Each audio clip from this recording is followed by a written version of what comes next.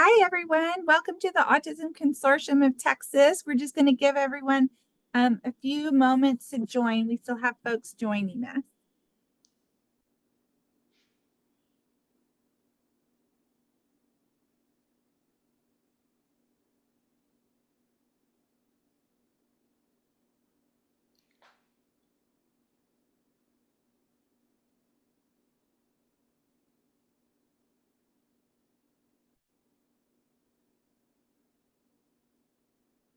If you're just joining, welcome. We're just giving a couple more minutes to make sure everyone has a chance to join before we get started.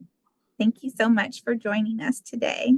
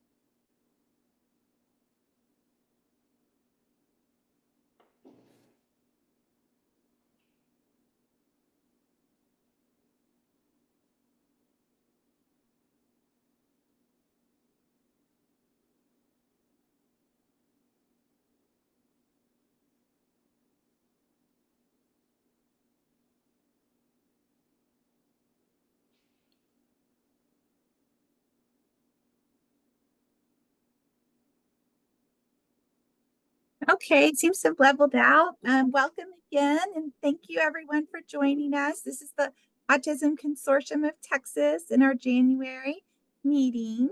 My name is Leslie Jackson, and I'm the Senior Program and Administrative Coordinator for the ACT-LIND program.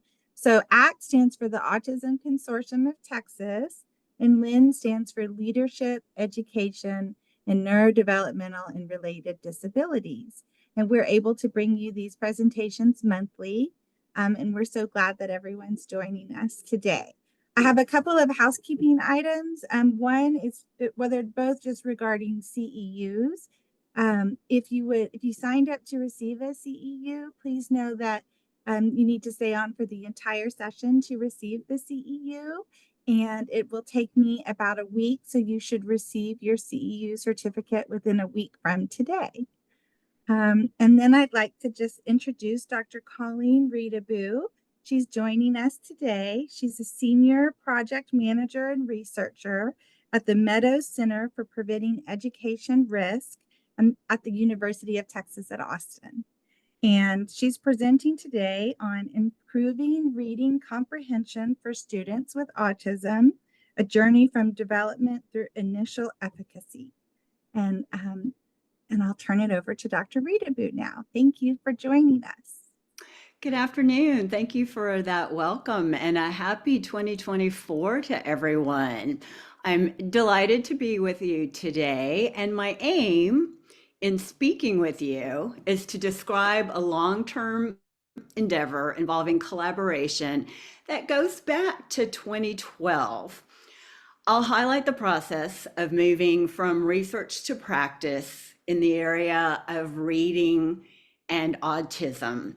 And I'll start with a little caveat that I have to say, or apparently I will get into loads of trouble, that the opinions expressed here today are my own and not of the U.S. Department of Education, as they are the funders of the research that I'll be talking about today.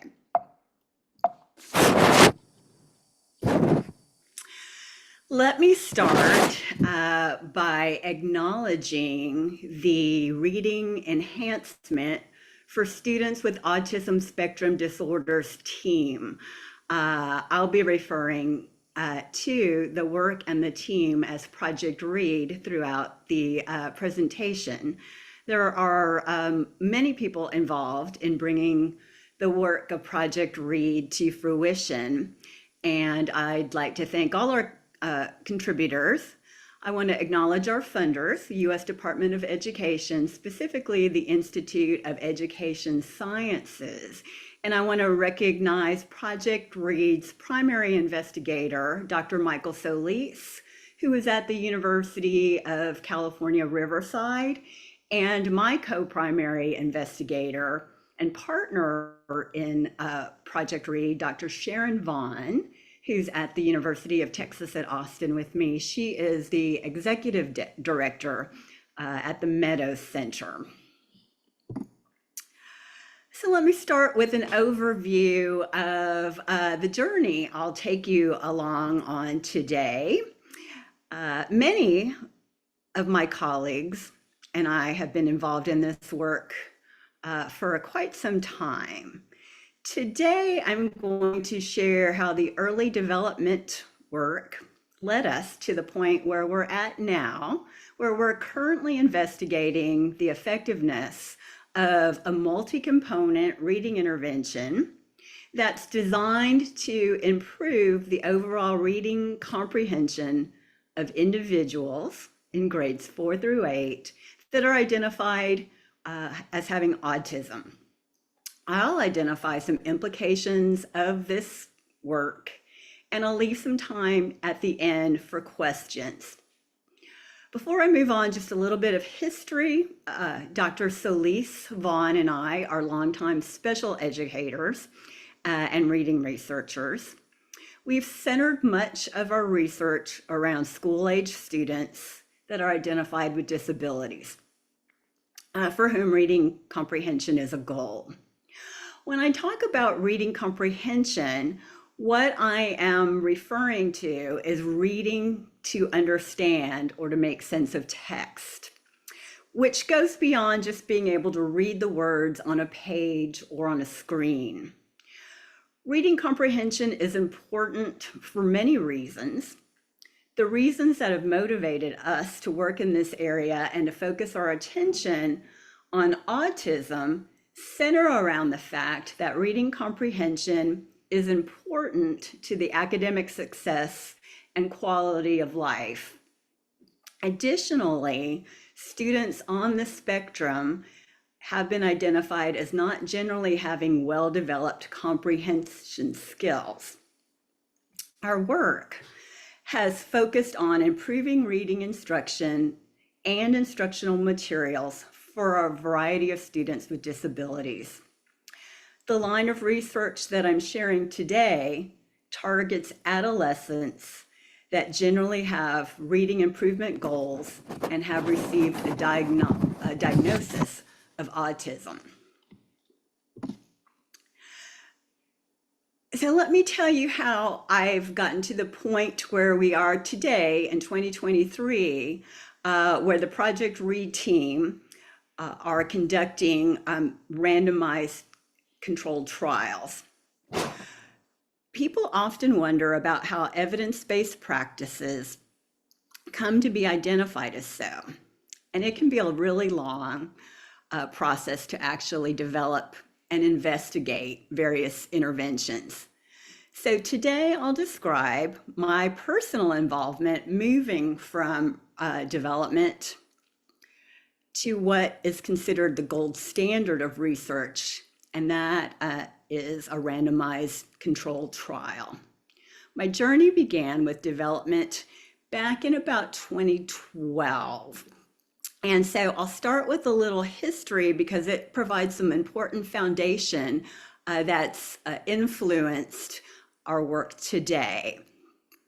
So I'll start with the timeline from some initial work in 2012 that was led by Drs. Sam Odom and Kara Hume at the University of North Carolina at Chapel Hill. And then move into initial funding that Project READ received in 2016 for development and then pilot testing.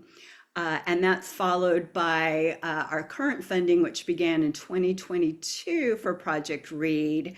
So moving from what we were currently doing, developing materials, interventions, and testing them out, into now we are charged with conducting a fully powered efficacy investigation of a developed intervention. The idea behind that is that we want to test the intervention to see if it's actually effective.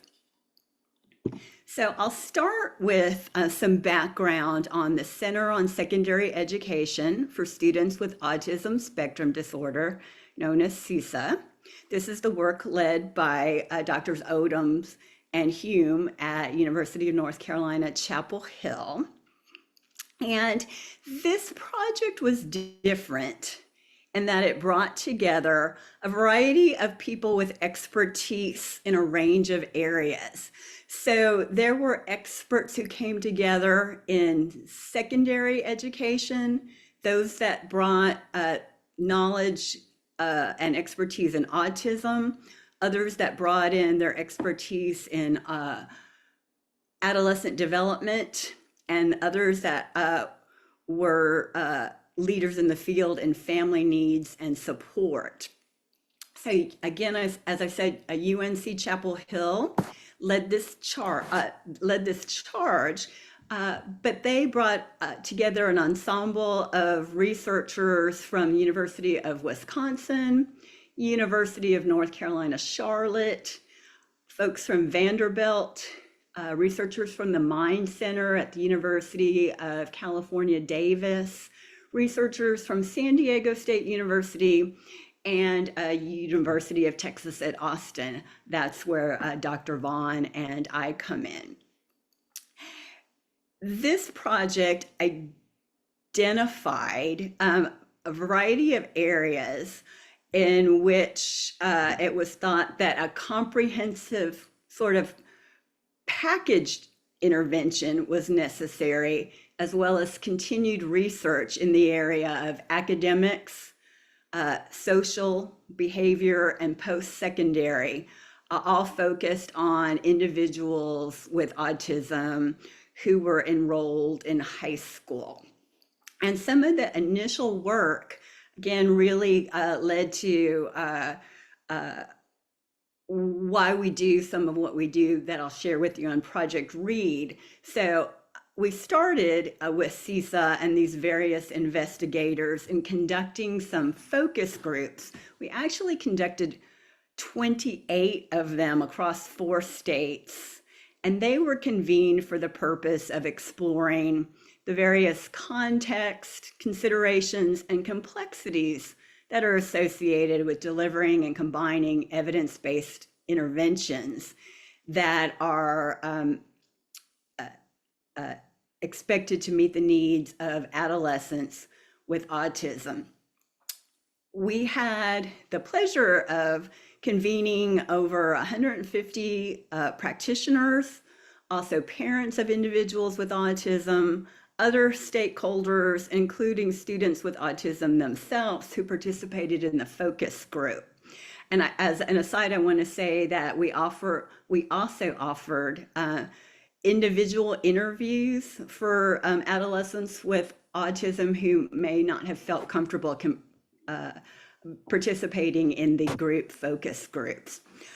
What I think is important about this focus group work is that it resulted in recommendations for designing comprehensive interventions and incorporating stakeholder feedback into such undertakings.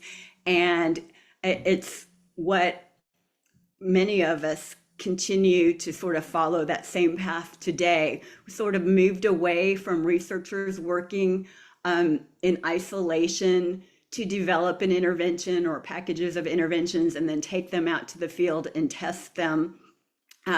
This incorporating of stakeholder perspectives and of the individuals being targeted is important, and it continues today. And so I'm proud of initially being part of that back in 2012 with the development work on CSA.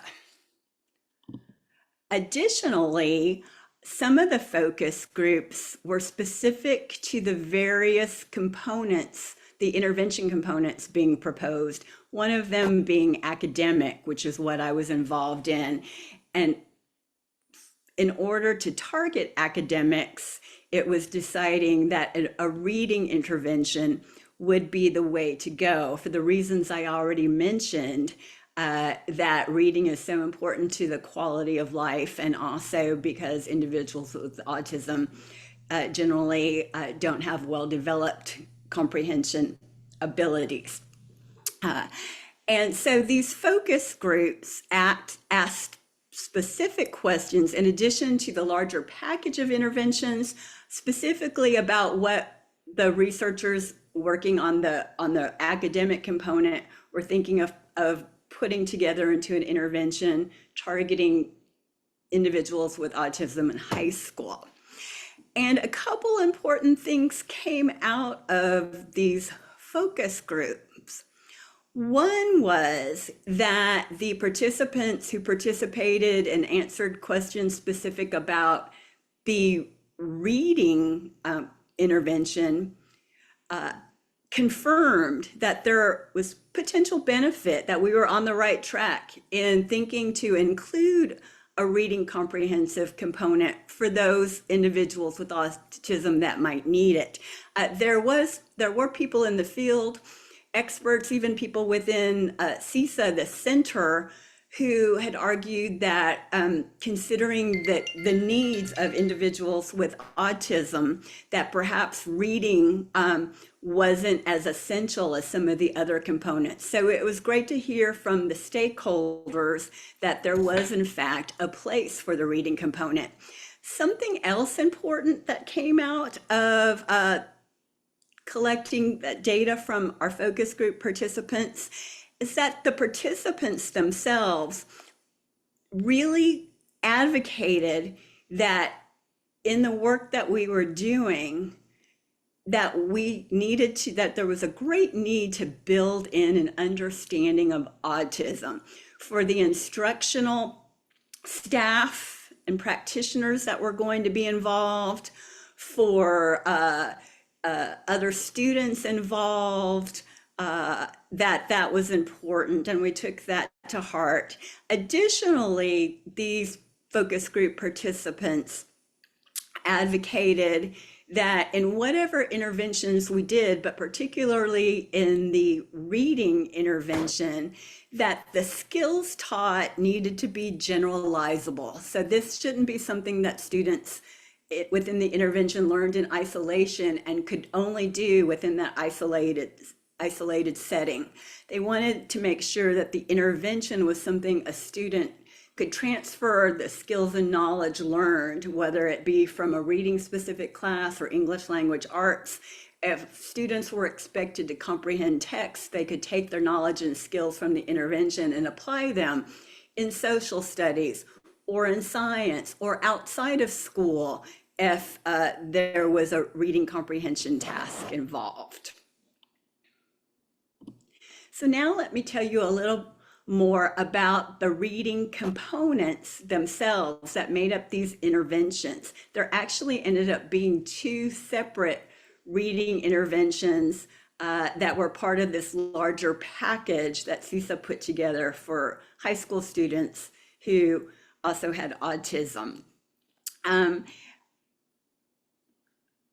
There were also, I should say, two separate research groups that focused on these different interventions. The University of Texas at Austin, and this is the work that I participated in, was responsible for developing a reading comprehension intervention focused on strategy instruction. And then our partner institute at University of North Carolina, Charlotte, developed a separate intervention, and that one focused on helping students to actually access and comprehend text that's chronologically age appropriate by using adaptations, modifications, and technology. And that was necessary because findings from the field were that students with autism who were placed in classes with students that did not have autism or another disability there were often different text being used. So for instance, the majority of students in a class might be reading in an English language arts class. Of course, now I can't think of any examples of books, like The Great Gatsby, for instance.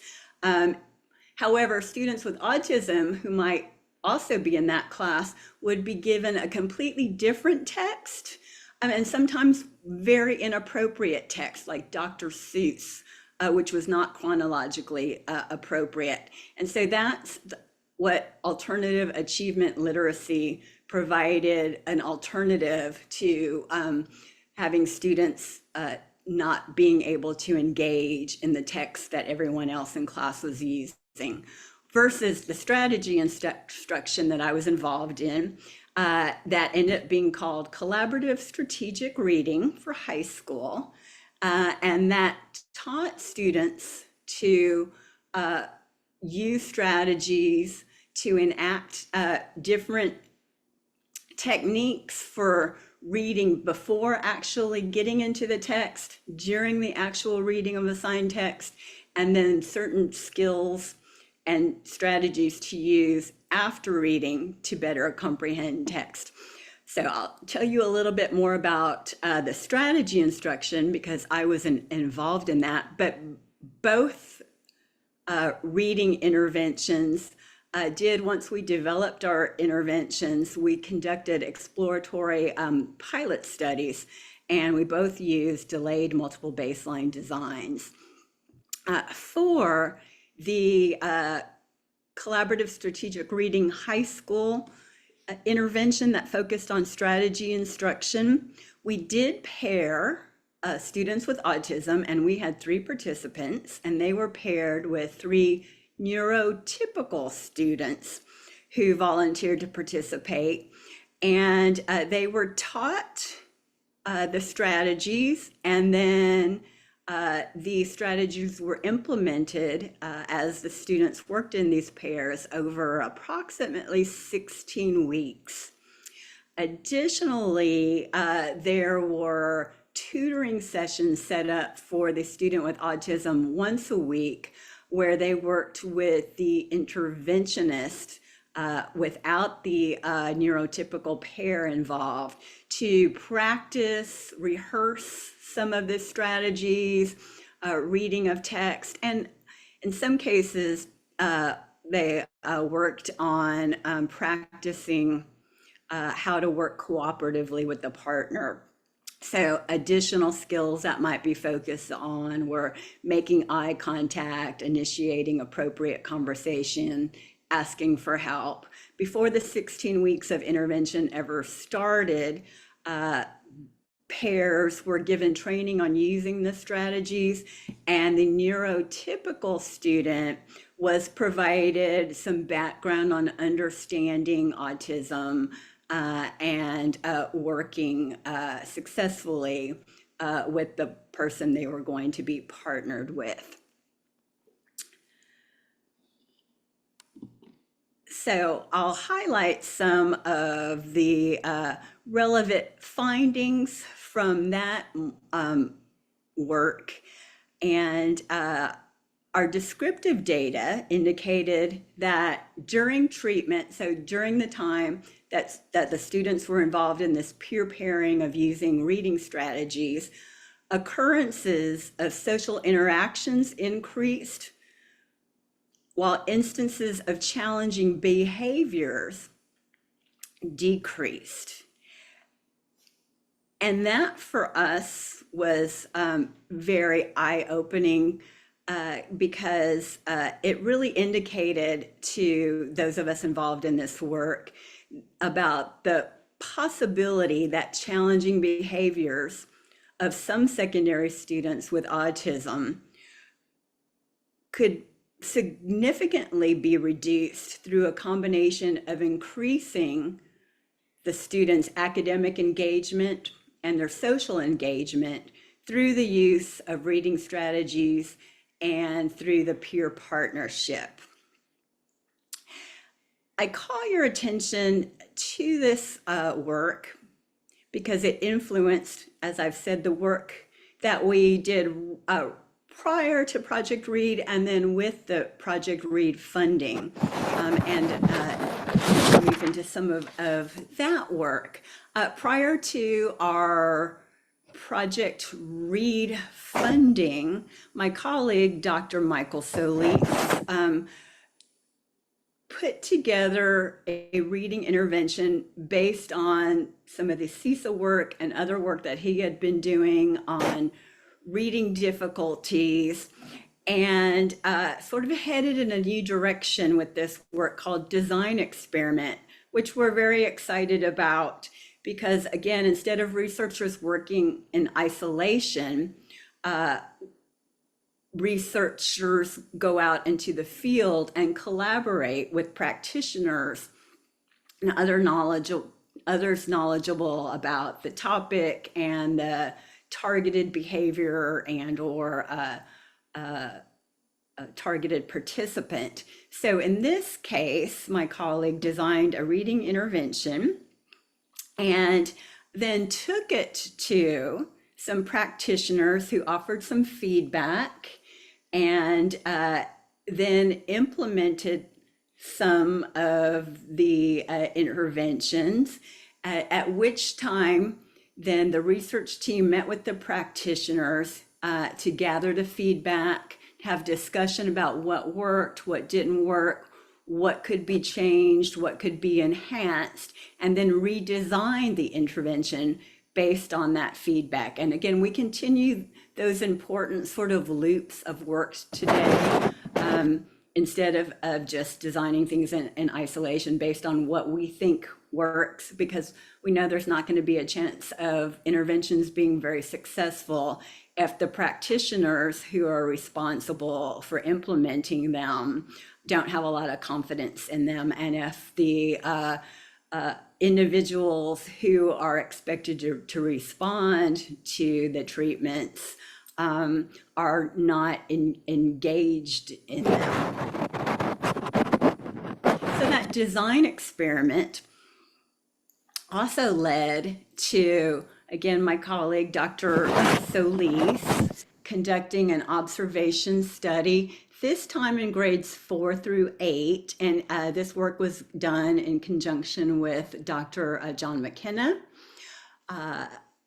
The observation studies were conducted across 4 school districts. They used mixed methods and did direct observations with an established protocol. So over a certain amount of time, the researchers were out in the field and they were noting what kind of reading instruction was taking place during both core reading instruction, so that's general reading instruction that everybody in class gets, but they also recorded what was happening during supplemental reading. So that might be what some of you might know as like tier 2 instruction. It might be the specialized groups for more support or something different to help students in a particular area of reading.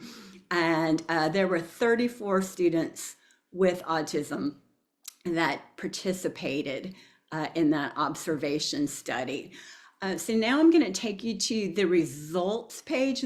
These are the number of minutes captured across the different types of reading instruction that were identified.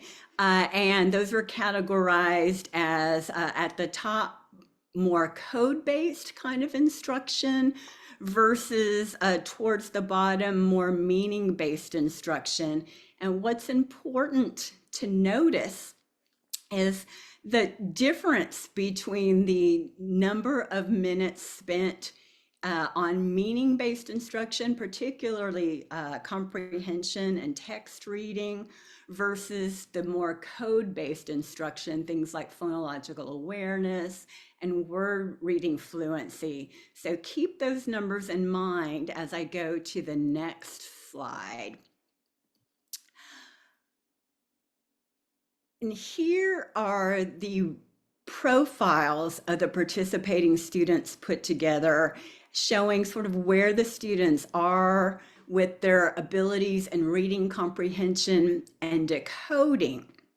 So remember, the majority of the instructional time was really spent on areas related to building comprehension. But if you look at the profile in the bottom of the screen, there were almost 50% of the participants that were below average decoders and below average in comprehension. So there's a mismatch between students' demonstrated needs based on their profile and the actual instruction that students were getting. And so we've kept this in mind as we've gone on to build and test various interventions, excuse me. And I'm going to stop and say just for a moment, because I'm on a screen where I can't see the chat or the questions. And so I will have time at the end of the presentation to take your questions. And if there's something burning now, one of my fabulous colleagues who's on is keeping up with that. And so stop and interject if there's something in the chat or that are part of the questions that are being posted that should be addressed now instead of later. Yes, absolutely. This is Sandy, and I'm keeping an eye on the Q&A, but I think we can, for the most part, wait till you're done, and then we'll do the Q&A part. Fabulous. Yeah. Thank you so much. So I'm going to move us from, again, some of the early development with the CISA center work, and then design experiments, this observation study.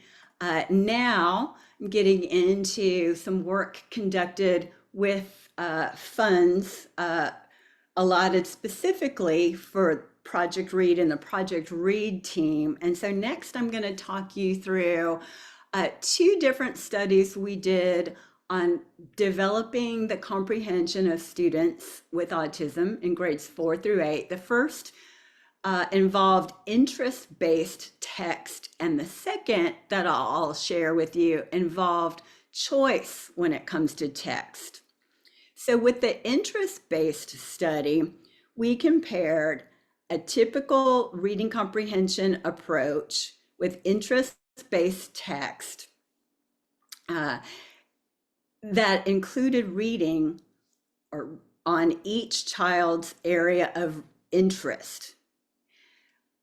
Those texts were alternated with typical expository text selections.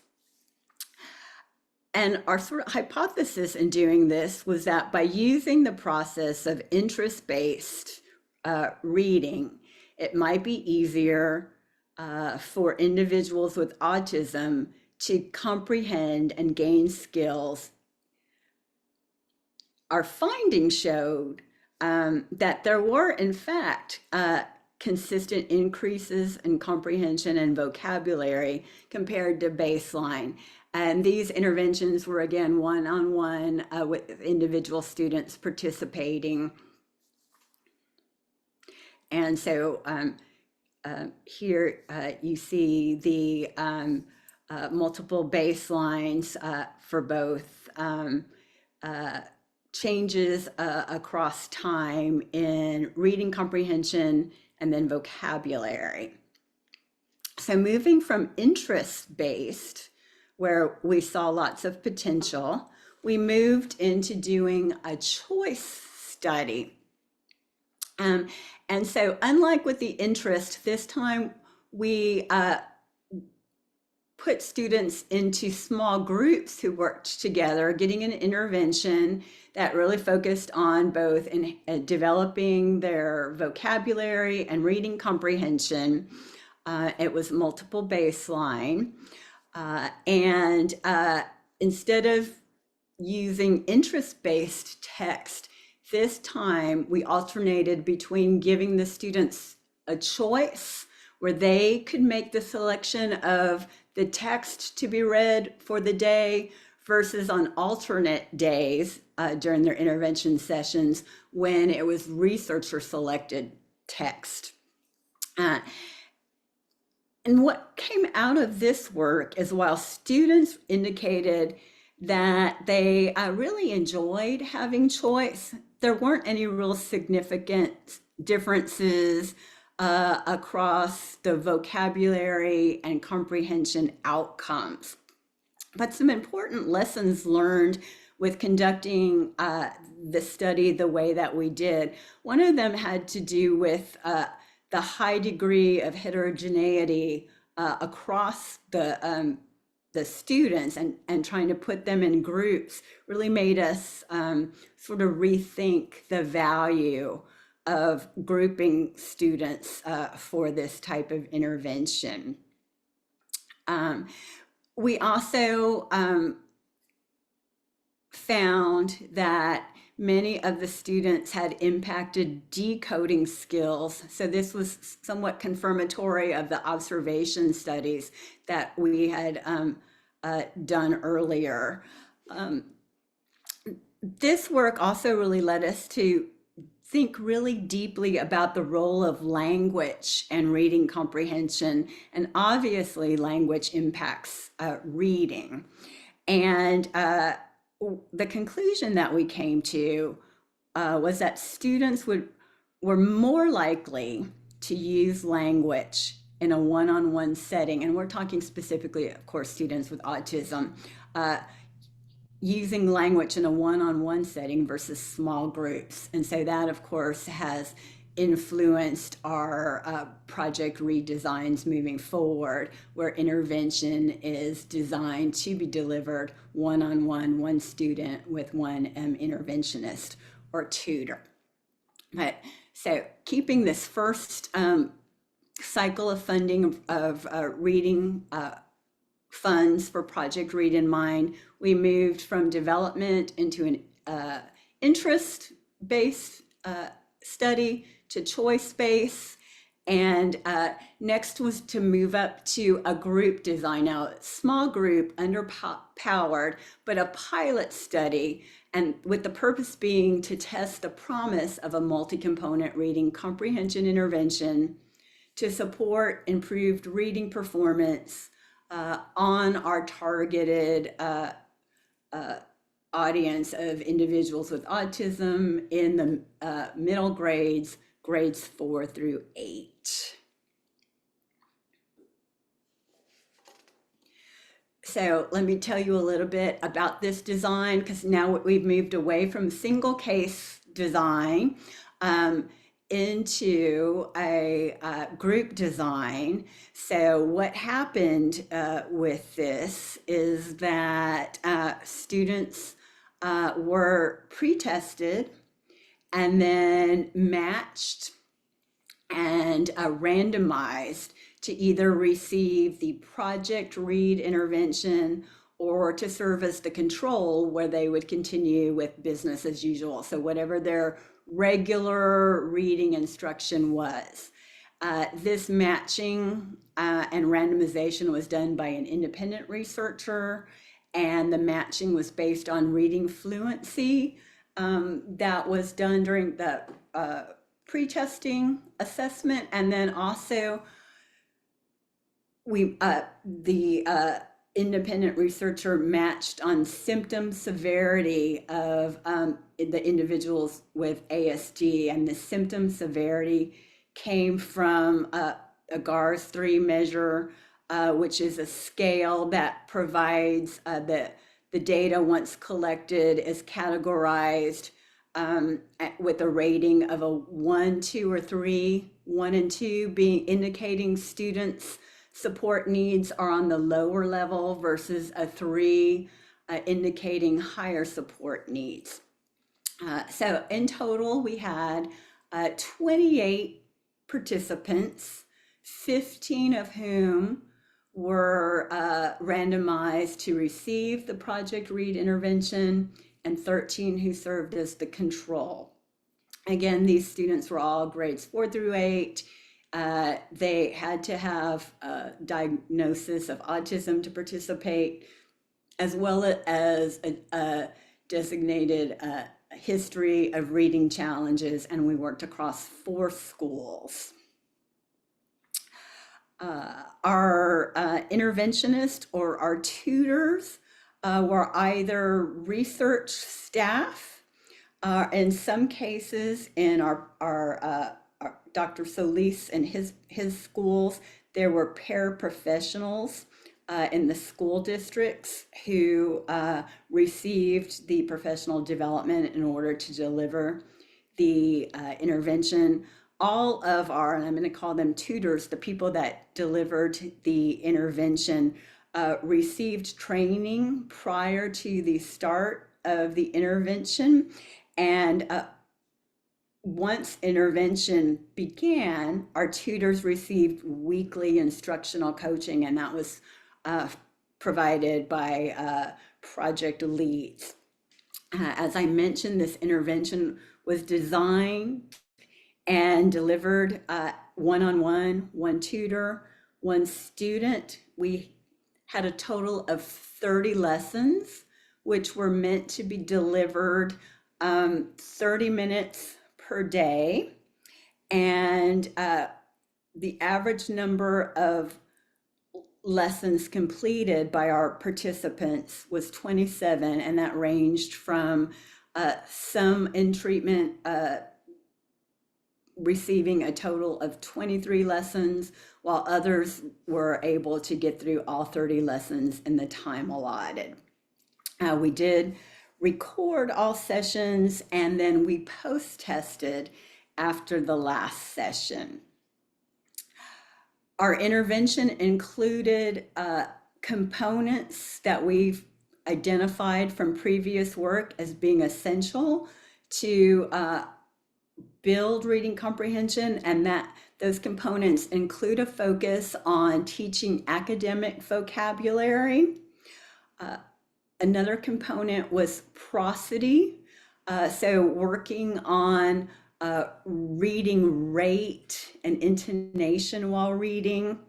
Another area of focus was fluency, which also included sentence level reading, and that was followed by a focus on reading full text in order to identify the main idea and to summarize the main idea.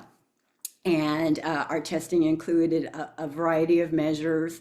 The GARS that I mentioned, which was used for screening, a K-bit for pre-testing only, and then we measured students' oral reading fluency, their vocabulary, we measured main idea through a assessment called the SUM, which refers to the strategy use measure.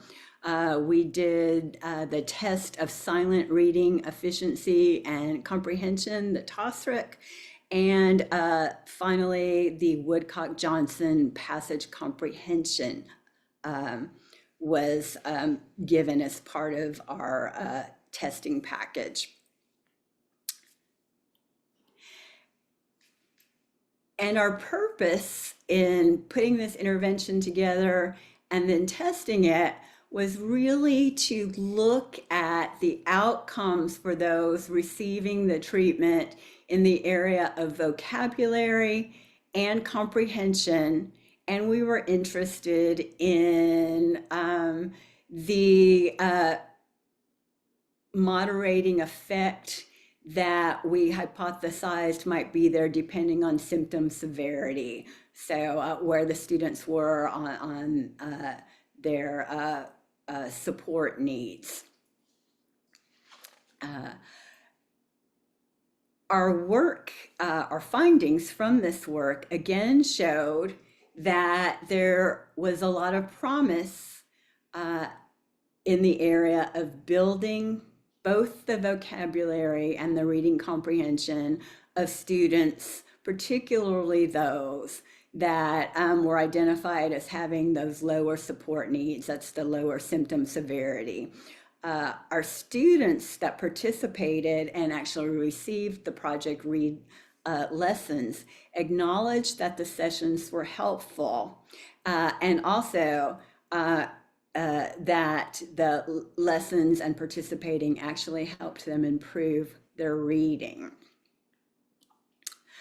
So here are some of the descriptive statistics at that, showing that the both the treatment and the business as usual or control student were pretty closely comparable.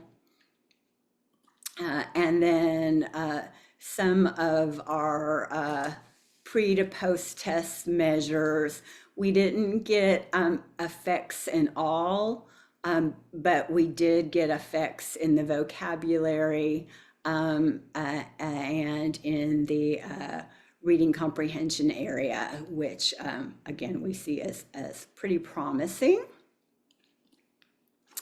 And that leads me up to sharing with you where we are today with Project Read.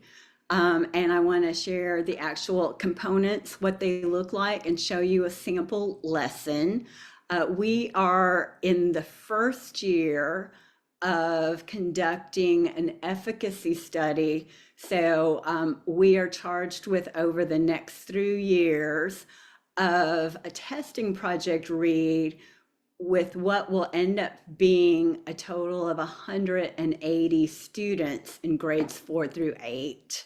So we're excited about that because it's a big difference, obviously, from where we started with our single case design and our small samples to 180. The goal is each year over 3 years, our total number of participants at both sites is meant to be 60. So ideally 30 at the Texas site, 30 at the California site over year 1, which is now next year, and then the following year, so that we have 3 non-overlapping samples, and we're testing to see whether this intervention works.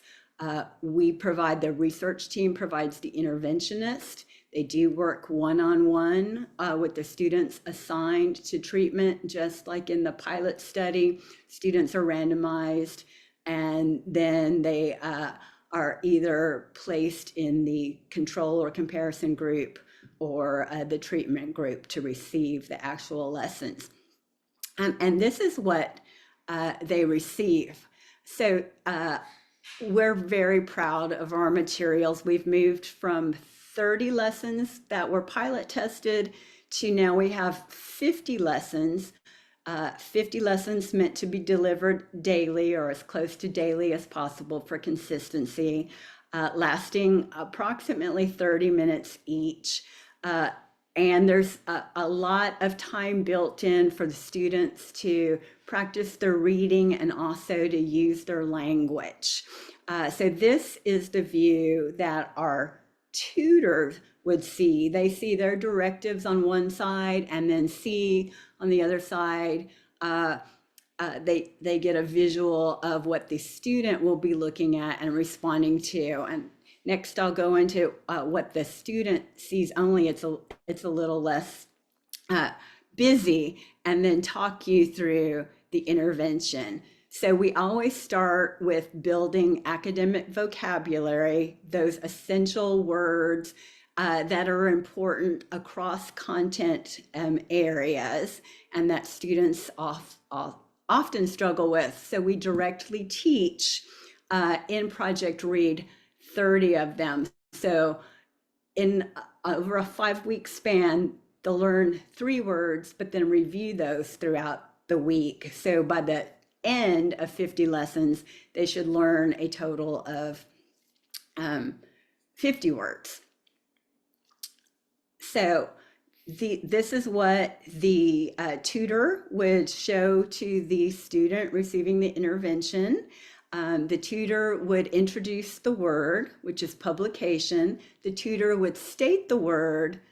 The tutor would read the definition and then have the student being tutored restate what the word is, restate the definition, and then talk about the visual and how that visual contributes to understanding the meaning of the word that's presented. This vocabulary instruction takes 3 to 5 minutes. It's rather quick. So once the word and the visual is actually introduced, then the student sees this page, and now they've got a table. The word and the definition appear again, but this time the tutor takes the student through some related words and talks about how those relate to the word and can be used. There's a sentence that the tutor reads and then the student rereads, and this sort of reinforces how the word is used. And then the tutor leads the student being tutored through a discussion of the word. And so some questions are asked. We also provide some sentence stems for students that need some more scaffolding in order to start the discussion. Again, that's 3 to 5 minutes. It's pretty quick. And then we move into main idea with a full text, and the expectation is that there's some summarization done.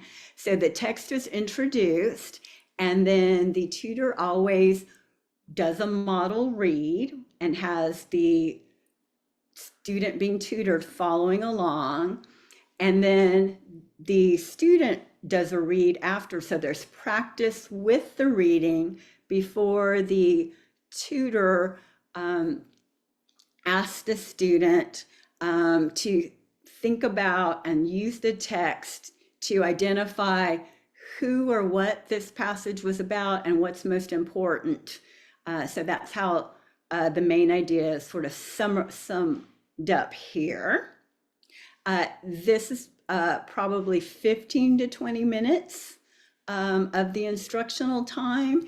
And then we move on to prosody, which is 1 to 2 minutes. This is also quick. The tutor always starts by actually reading the text that's provided, having the student listen and pay attention. With prosody, there's always a different focus. So with this example here, the focus is on listening for what the reader does when they get to punctuation, in this case, periods, because students with autism often need to slow down and to pay attention to the various punctuation. And so that's done, that's quick. And then we end with what's always a fan favorite of those being tutored, and it's some fluency work with sentence level comprehension. So again, there's text provided, another opportunity to have the student listen to text being modeled as it's read, and then the student is asked to read it or to read along with the tutor if they need some sort of support so they can read in unison. And followed by that, we get into the comprehension. This time it's at the sentence level. So what the student sees is the text appears again, but this time there are statements which are yes or no. Instead of asking who, what, where, when, how questions that some individuals with autism struggle with, we've reframed the questions so that the focus is on, do they make, the question we ask is, do these statements make sense? And the students are taught to refer back to the text in answering those. And does it make sense just really clicks with the students that we've been working with. And they seem to really enjoy that. So the next steps, which we have started on this year, we are conducting our first phase of an efficacy trial that's fully powered. As I mentioned, we've moved from our pilot phase when we had 30 lessons to now having 50, and that we will have over our 3 years 180 participants. Additionally, we've refined the training and coaching to support rapport building, which we think is another area that's important, and also to facilitate meaningful discussion about text, having time to really use and build language in a safe setting, because the intervention is being done one-on-one. Our goals are to continue to improve reading comprehension outcomes and academic success.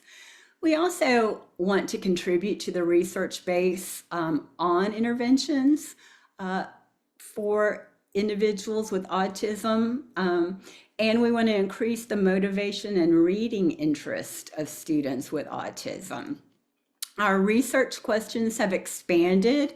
We're still asking about vocabulary and comprehension. We've added in questions about the impact on fluency as well.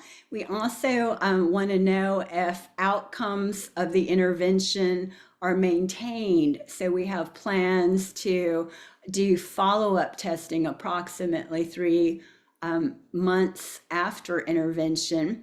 And we ask about language and its role in moderating reading outcomes.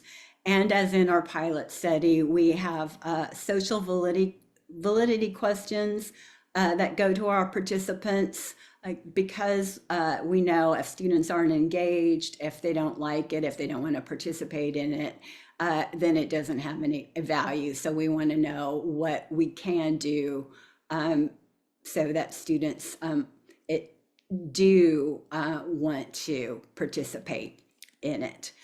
Our participants continue to be those in grades 4 through 8 identified with autism. We are looking for students that do have a foundation of adequate decoding skills. Generally, those that are on the lower support range of needs, and those not passing a state reading test in Texas. That would be something like the STAR reading test, or students might have IEP goals specific to improving reading comprehension. I do have a question in the chat that's related to this slide. I should have read it when you were talking about it before, but somebody wanted to know the difference between decoding and comprehension. Oh, great question. So decoding is being able to break a word down into its parts and sound it out, so that and that should happen eventually effortlessly, so that the word is read, but the process is that the mind is like putting the different sounds together. And so when students are so focused on decoding, so if they don't have those adequate skills in that yet, then it's a lot harder for them to really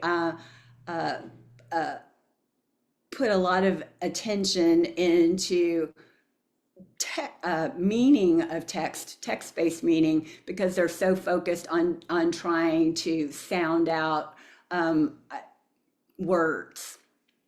So hopefully that gets at it, and I'm happy to talk more about that.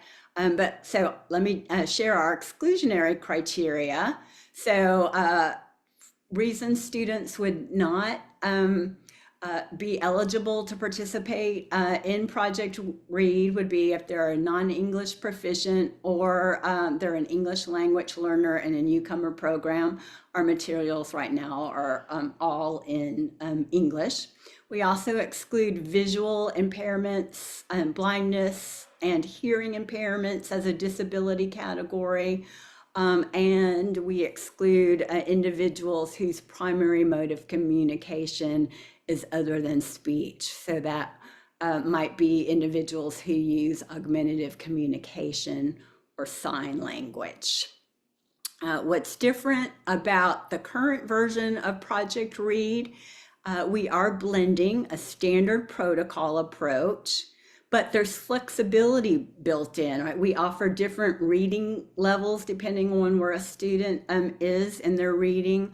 The tutor, because they're working one-on-one, can add in scaffolds or supports if a student needs them, if they need more time, if they need more practice, that can easily be adjusted in the one-on-one setting. Project Read is individualized and the focus is on vocabulary and comprehension. So we do not have a decoding component where you work on word parts, learning to read words. So that's why a student may need to build those skills before Project Read is a good match. Prosody, we think, may serve as a proxy for working on pragmatic language challenges. That's common with ASD. And so that's why we've added that to Project Read, and that makes it different from some other reading interventions. We think the one-on-one instruction is a big plus, and that in itself has a likelihood of reducing challenging behaviors, and it provides a safe space for students to take chances with oral language and working on their reading skills, which may be underdeveloped. We also think that the intervention that we've built might be applicable for students with developmental language delays or other disability categories that involve inattention.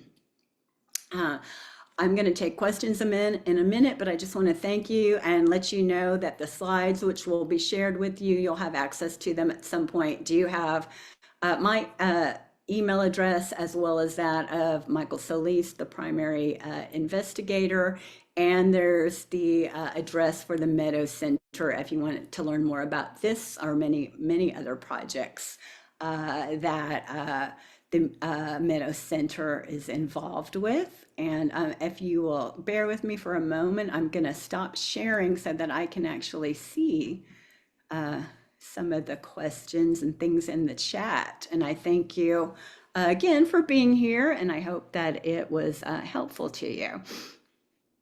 Yeah, thank you so much, Dr. Reutebuch. This was very interesting. I mean, I really like the way you have partnered with all of these different universities on the research as it progressed, and also just breaking down, you know, the intervention in a way and doing and leading to the randomized trial. It's really nice. But I also like the way you showed what the intervention looks like, because I think a lot of people online probably wanted to see that. And Yeah, so prefer if I hope so. We're very proud of it, and and I hope it gives those of you an idea that of things that you can take and do right now, or share with others that are looking for what something I can easily do with the student.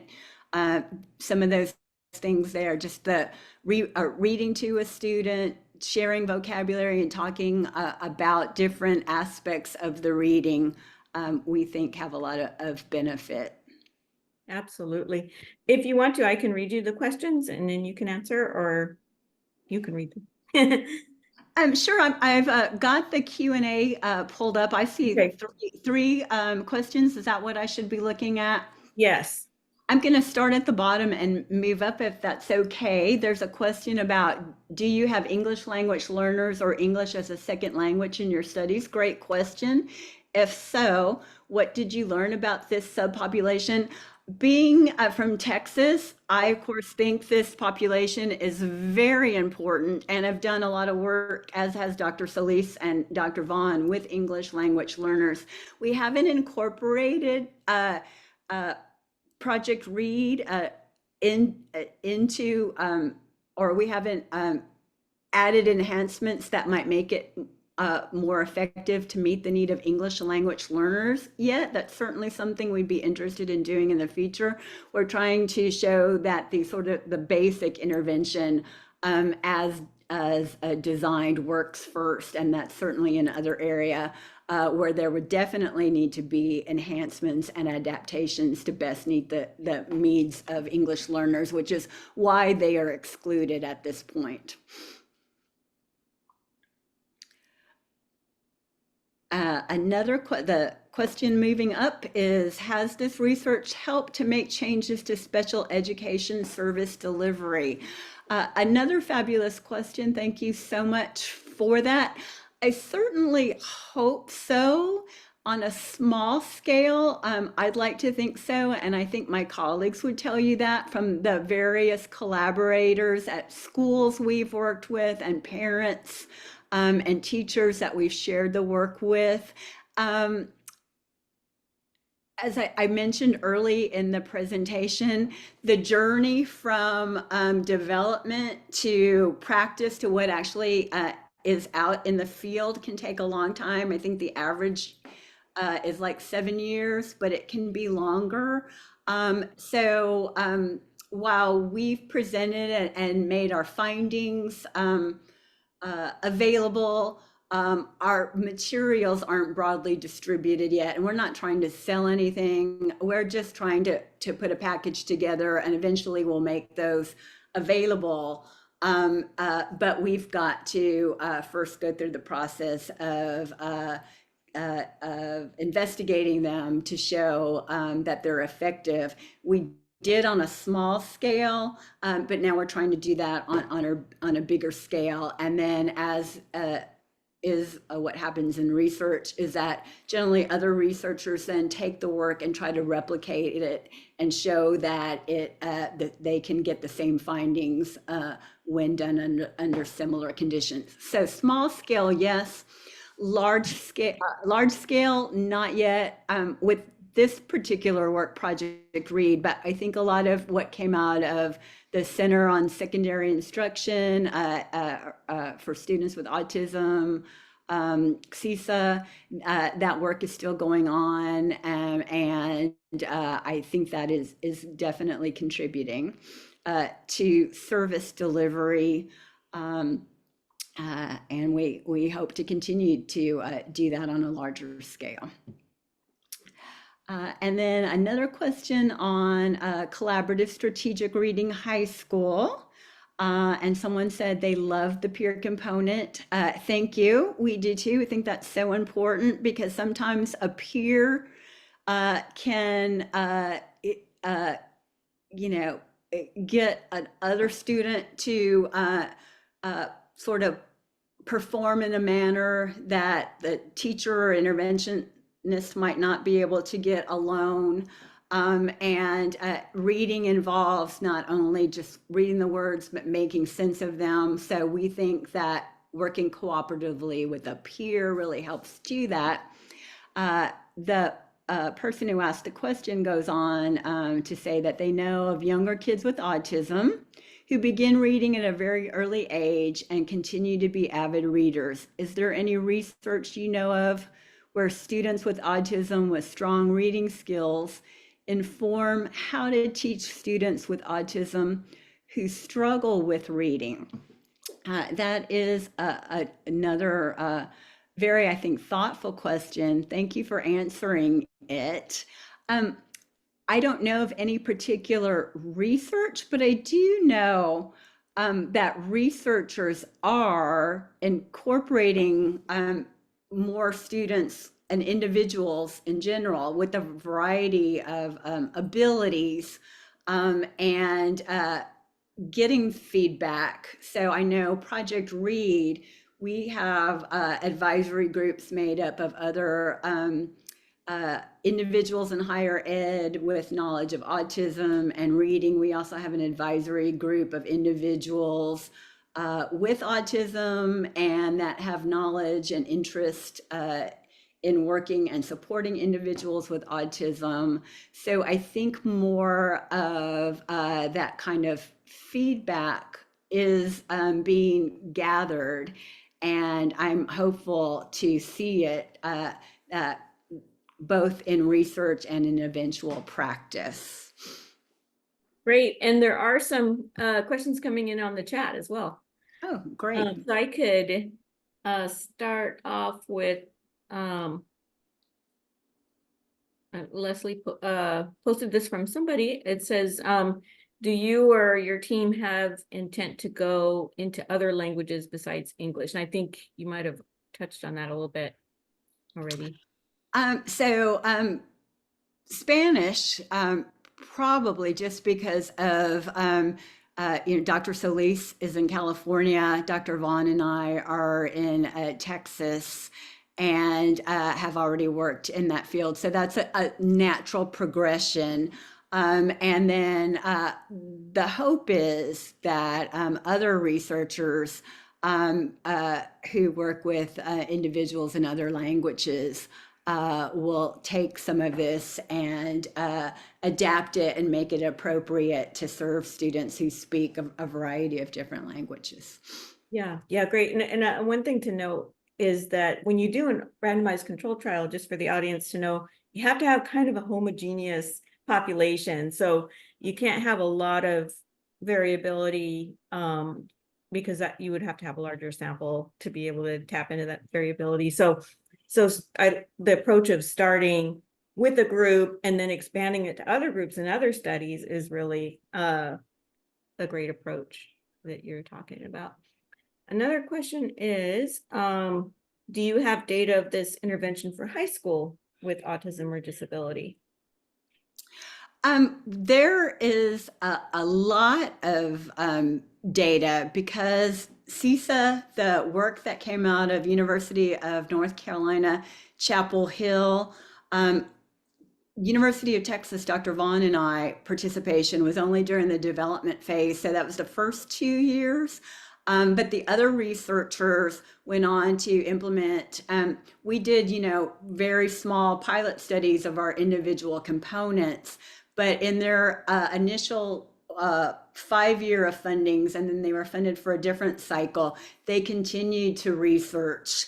So they did interventions of the combination of interventions for students with autism. So, because individuals may have needed the intervention in reading, but also a behavior intervention or a family intervention. So that data, lots of what they have done should be available either going to the University of North Carolina or looking for the CISA site specifically, which is housed at the University of North Carolina, Chapel Hill.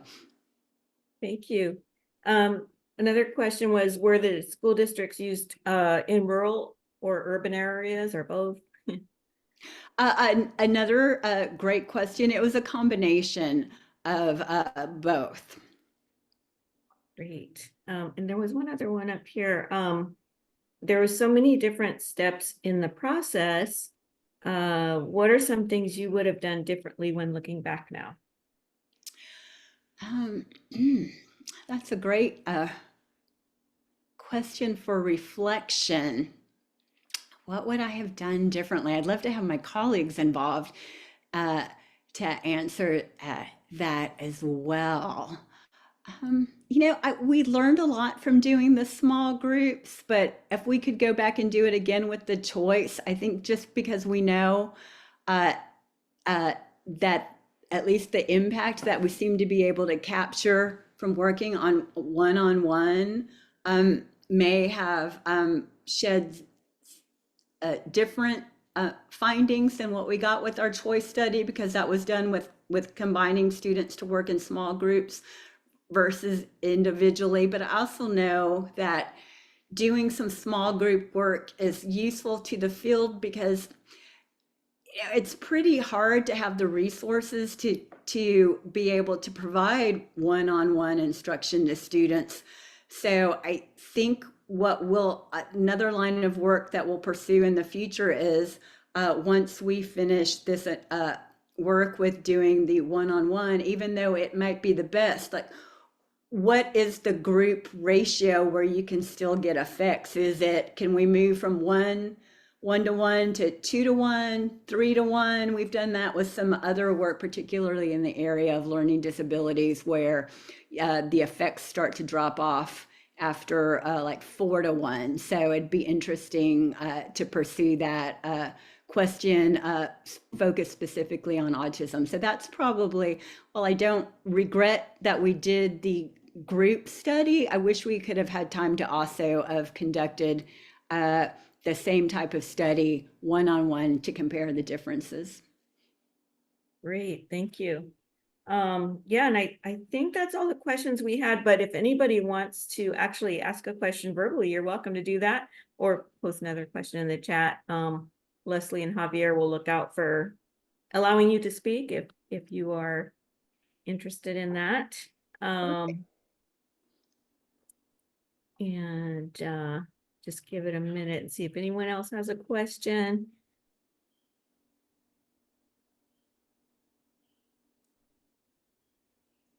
I think we're good, but we really appreciate you coming and sharing this important research with us. I mean, you know, the kids in schools really have to advance and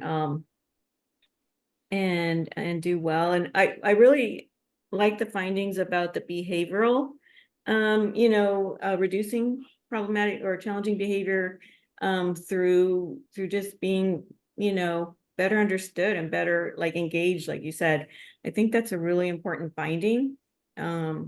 You know, because a lot of times families get messages that the only thing you can do is ABA, or you know, and there are other ways to address when people are unhappy. So, Well, I so appreciate the opportunity to be here with you, and appreciate the time because I know on a Friday afternoon, setting aside an hour and a half for such a presentation might seem a little daunting, especially because there's some sun out today, at least for those of you in the Austin area. I do want to do just a shameless plug. We're so excited about this work. We're conducting our first of what are going to be 3 cohorts, as I mentioned. Those of you that have access to or know of school districts willing to partner, we really thought this was going to be an easy task. Recruiting is never easy, but considering we provide the interventionist, we go in, we don't require a lot from our partnering school districts. But we are struggling to get the number of participants that we need. So I'm open and happy to hear from any leads people might have. yes, absolutely. Yeah, if you want to share also, if you have a recruitment flyer or something, we can share it on the Autism Consortium listserv. I'm happy to do that. That'd be wonderful. Thank you. Anyway, people have my email address. You've got Dr. Solis's. Happy for you to reach out with questions, comments, anything I can do to help. Great, wonderful. Thank you so much. All right, I'm gonna close it now. We got the link in there if people need it to do the evaluation. Great. Bye, everyone.